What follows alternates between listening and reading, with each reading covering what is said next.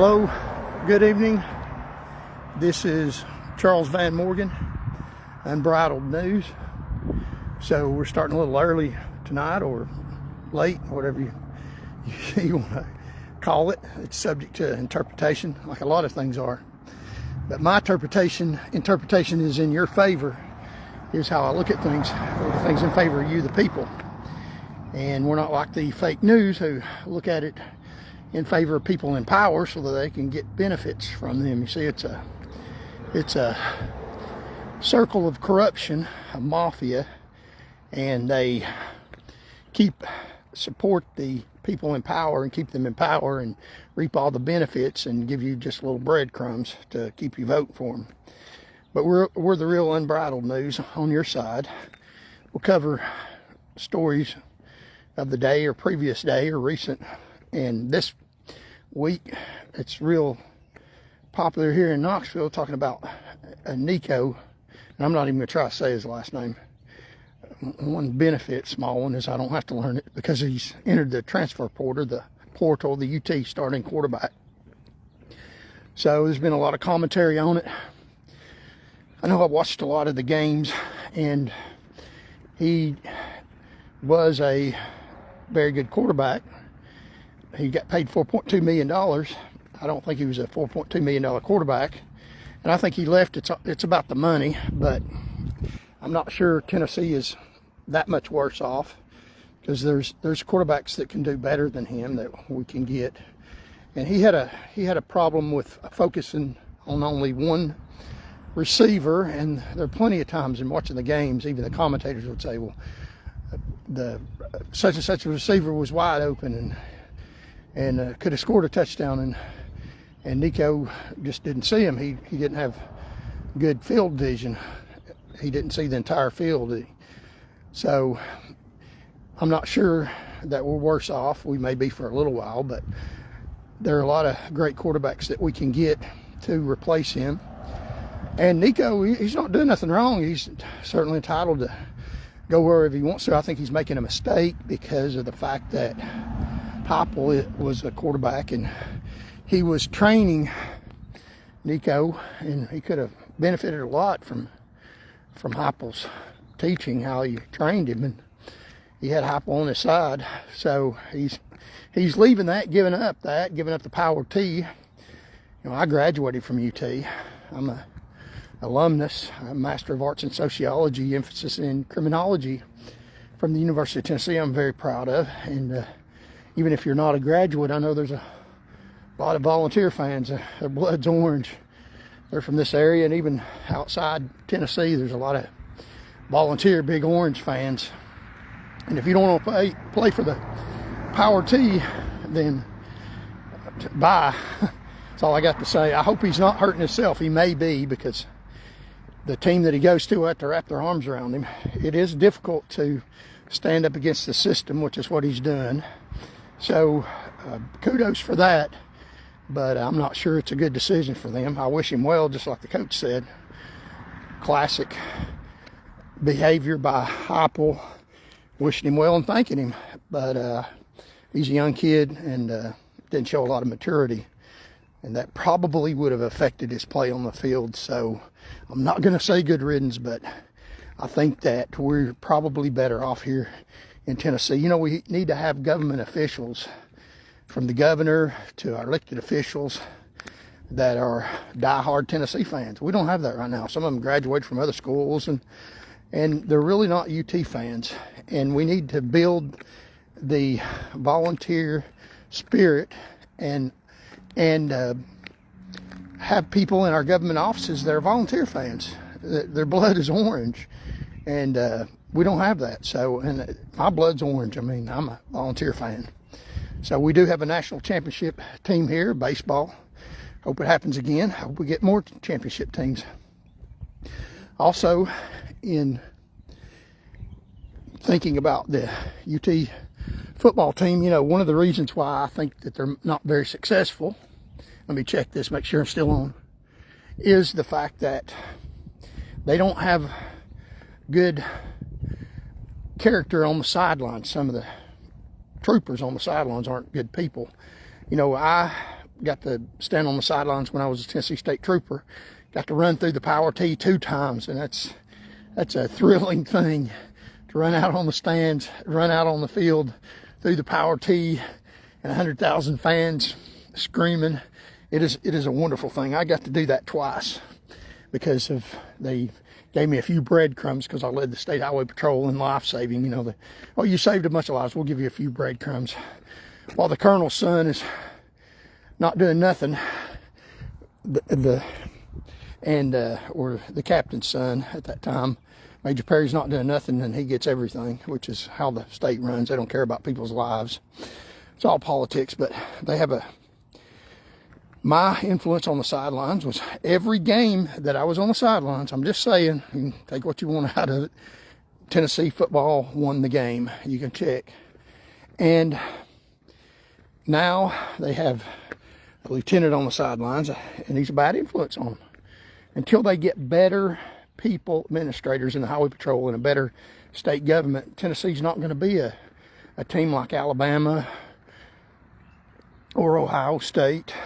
So we need to get, and I know it's a hard connection to make, but we need to get better government to support our program to be a good influence, because they don't understand that where the rubber meets the road, politics doesn't matter. You got to have great football players.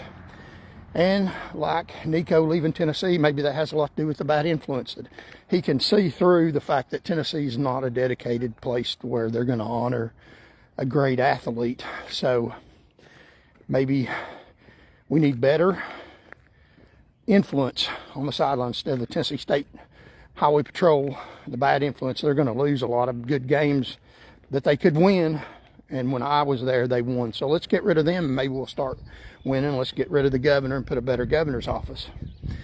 And also, I mentioned to you all a hit list, not a hit list that I have out against these people, but a hit list. These people have a hit list against you. And I posted it in one of my other videos. You can look it up, or I'll put it in the comments.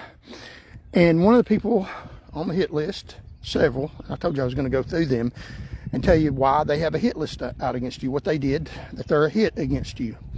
And one of them was the former colonel over the Highway Patrol. And I know him personally, Colonel Derick Stewart. Now, he retired as a colonel. He didn't serve very long. They gave him the colonel position so that he could retire at the colonel pay and live very well. But he is a very evil, wicked man. Now, he said stuff about me in the recent past, even since I'm not on with Highway Patrol, because I stand up against him. But I know him personally. He was in the academy. He was a lieutenant over the Tennessee Highway Patrol Commercial Vehicle Enforcement Academy. And also, when I went to the Tennessee Highway Patrol State Trooper Academy, he was a lieutenant over the academy. And he had a serious temper problem. He'd go off cussing and ranting, raving, and knowing that no one was going to attack him. Several people walked off and left the job, because he had a bunch of troopers behind him. But by himself, he would have been a little coward. He, at one time, he's a little short fella. He couldn't fight his way out of a wet paper bag, and this is Derick Stewart. And when we were training self-defense, and I'd already been a police officer for 8-9 years, and already been in combat in dangerous situations, never had a problem defending myself. I was trying a new career with Highway Patrol, a better job, which it wasn't better, trust me. If you're looking to get on with the Tennessee Highway Patrol, it's not a better job run. There's a lot of other states that are much better. Try Georgia, Alabama, even Kentucky State Police. Don't get on with Highway Patrol. They'll try to ruin your life.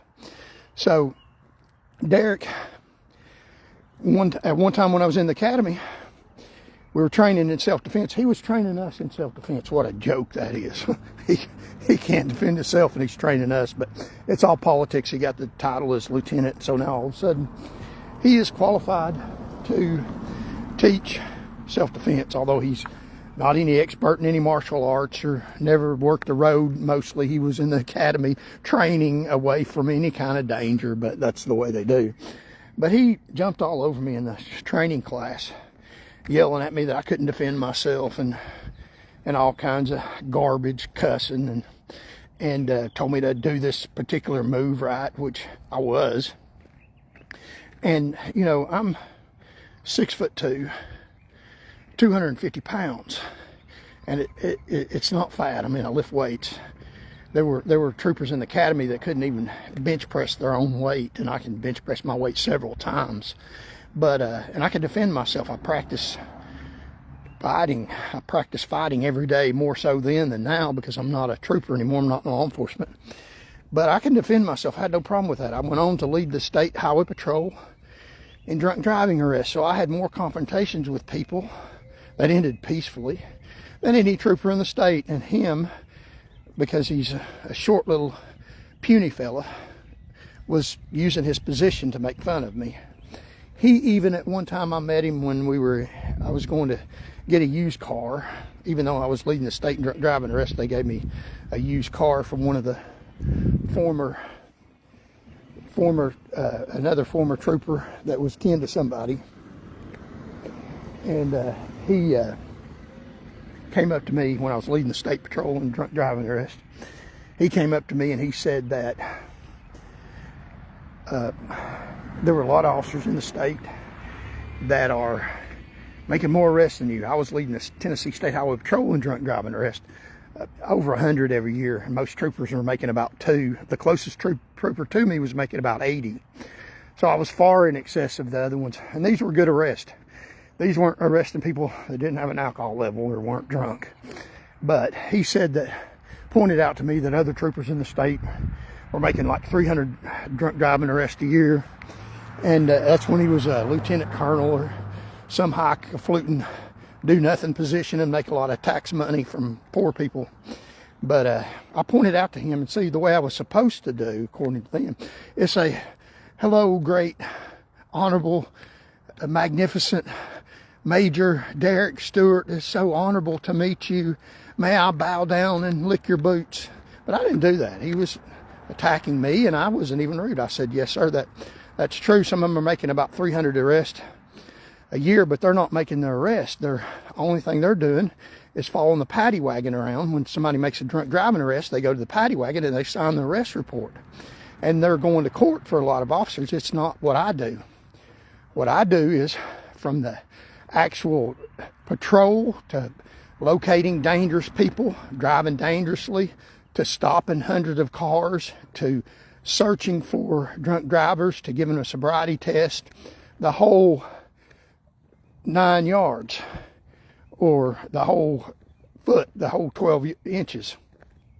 And he was trying to run me down, but I pointed out those people aren't really making that many arrests. They're signing arrest reports and going to court for lazy police officers, and these people ain't even getting convicted when they find out it's not the officer that arrested them that's on the arrest report, and it's getting dismissed. It's just statistics, and that's what he cared more about. Statistics and not actual life-saving endeavors. And also, I know that I had another state trooper whom I'm friends with, or was, and he told me that the reason why he lost his colonel position is because, I don't know this to be true, this is what I heard, that he was hiring people that had a criminal record. So he's also teaching at UT. He never got a degree from UT, and after he was later on in his career, he got a bachelor's degree. I have a Master of Arts and a JD. So, and he's teaching at UT. He thought that blue lights, they were trying to change the color of police lights, because his scientific research, although he's got no research classes or ability to do any type of research, says that he thought that everybody thought it was wonderful because the colonel was, the lieutenant was bringing this research up. He thought that blue lights caused people to hit troopers and patrol cars, which is totally ludicrous. It's not blue lights, Major Perry. It is troopers standing in the damn road. Stay out of the road. He probably won't get hit. And patrol cars in the middle of the road. That's what gets troopers hit. You have to take care of your own safety. You can't expect civilians to protect your stupidity. So keep yourself alive, like idiot representatives that we got in the state government that can't be a trooper anymore because they got themselves hit. So Derick Stewart is a dirty man that has caused a lot of Tennesseans to get killed. He's got a hit out against you. He still does. Still has a hand in state government. These are people that we need to get rid of, and then we need to get rid of their influence in state government. So tomorrow we'll go over another person that's on the hit list that's got a hit out against you. Let me make that clear, so they don't kick in my door with shotguns saying I got a hit list out against people. I don't have a hit list out against them. They have a hit list out against you. They wish you danger. They're dirtbags and criminals running a mafia in state government that is against you. So tomorrow we'll go over another name, and also we will cover some more news. For this evening, this is the Charles Van Morgan Unbridled News. The way we can get the word out is friends calling friends, and friends calling everyone. And also you can donate to the campaign Power to You the People by going on Square Charles Van Morgan and help us get the message out. God bless you all. We love you all. Until next time, goodbye.